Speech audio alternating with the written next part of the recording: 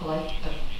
Thank you. And this was my question to the chairman last week. And maybe it's a better question for Representative Banks and some of the people that were the most interested in the scrubbing. My concern is if Stephen does the scrub now with data that we know is inaccurate and hasn't been worked because the system has only been up for a couple of weeks. I mean, I don't want us to spend all that money for him to do a scrub and then the answer be, oh, well, that was done and now things are better. So I guess my question to the committee would be, is that portion of the contract, the scrub, is that something that we would want to extend the contract for a month or two because it's not really pertinent to the overall innovation plan of what we're doing, to make sure that we don't think we need to do another scrub because we would have done it with inaccurate data. Maybe it's represented. It's a good question, and Representative Ferguson brought it up, is we don't want to get a list that says, and the answer is, yeah, we're going to fix that. So I guess I'd ask both of you two to comment on that. Is there value in delaying for 30 days or 45 days the beginning of that scrub process and the pulling of that data until you've had a chance to begin this verification process?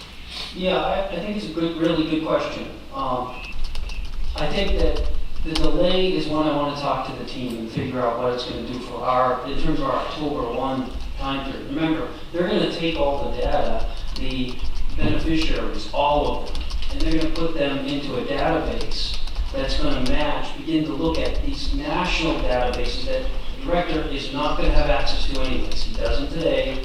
His systems are not that sophisticated. So you're going to get additional information anyways. The only issue from my standpoint is the timeline. If we were to wait, is that going to impact? Because it takes a number of weeks to do that scrub in that national database that the LexisNexis folks have. And will that delay us on the October 1? I guess what we're talking about is if the task force decides to waive that requirement for this particular result, would that have value? So why don't you talk to your team and talk to the director and come back with a recommendation for it? You're not going to be past the point of the decision prior to the June meeting. No. So that would be an agenda item as well as the timing for the scrub to make sure it has value. Yeah, and the only thing I would say though is so that I can understand if it's okay, I think we still need to work forward on laying the groundwork with the data fields and the attorney contract agreements, the BAA. These are some national, not just HIPAA. There's credit reporting acts. There's all kinds of contractual. And I wanted my team to work with their lawyers to get everything ready. And if we could just continue to move forward there, that would help. Would that work? Yeah, and I guess that's my question. I just want to make sure that we're getting the most bang for the buck and what we're paying for, since the system that they're saying is better has only been in place for a couple of weeks. And if extending that portion of the contract would facilitate that. And it could very well, next meeting we'll be able to, at least I think we'll be able to give you that. Yeah, I mean, the other possibility perhaps is, my sense of the scrub is, it will tell us, are there additional things we need to be doing, new components, new vendors, on an ongoing basis, verify whether people are eligible and get them off the rolls if they're not. It may be that there's, even if they don't do everybody, they do a big enough sample. But if they look at the 150,000, that aging volumes and what others, and say, hey, just based on that, we can tell you need to do this or that. It may still be a value. The committee may want to wait through everybody, but I can see some value. Or if they look at a third of the private option population and say, even looking at a third of them, even looking at 75,000 people, we can tell you these things. There may still be some value there.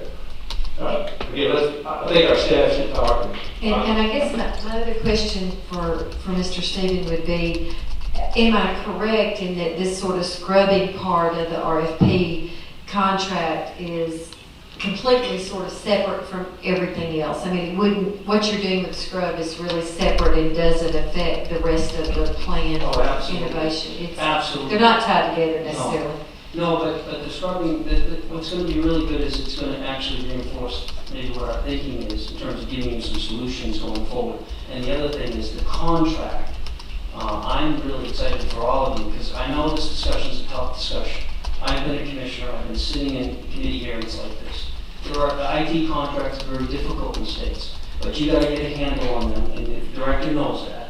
But I have people on my team that I feel are national experts on contract procurement issues, especially with IT. So I'm gonna be able to give you, and I'm hoping at the next meeting, a good read on what we think potentially needs to happen, and work with the director and his staff, but also answer some of your questions, independently, Representative. What, I mean, I will leave it to y'all's opinion. I mean, it's certainly, I think, up to you all. Okay, thank you, Mr. Young. And what goes through a lot of our minds, I know, is, okay, well, you testified, Mr. Stephen, then that the scrub he can do for $100,000 or 10% of the $1 million contract price, and we're going, well, why are we spending $100 million? We can scrub it every month for 100 years and not, ahead. So that's where a lot of us are struggling with the incredible IT costs to develop a system that is apparently not that difficult to scrub. But, so I think the big difference is the scrub, he will take the data that we have and run it through, almost like Axiom does, run it through some systems and see if it looks like it's accurate. That's very different than the process of actually making someone eligible, being able to change the situation, seeing if they're eligible for, it's the actual processing of the application is very different than taking the data and, the comparable for us would be, when we do these redeterminations, we'll bounce the data we have off of workforce services data. That's a very simple process once you've got it built. So it won't be expensive for us to bounce that data. The redeterminations themselves are not expensive.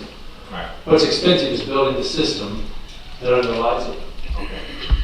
Director Selig, thanks for your testimony and as I said, we'll get monthly updates and see how this new system is working, and hopefully we'll get some good news. Great. Thank you all. We got item H left, Billy Tarpley of the Arkansas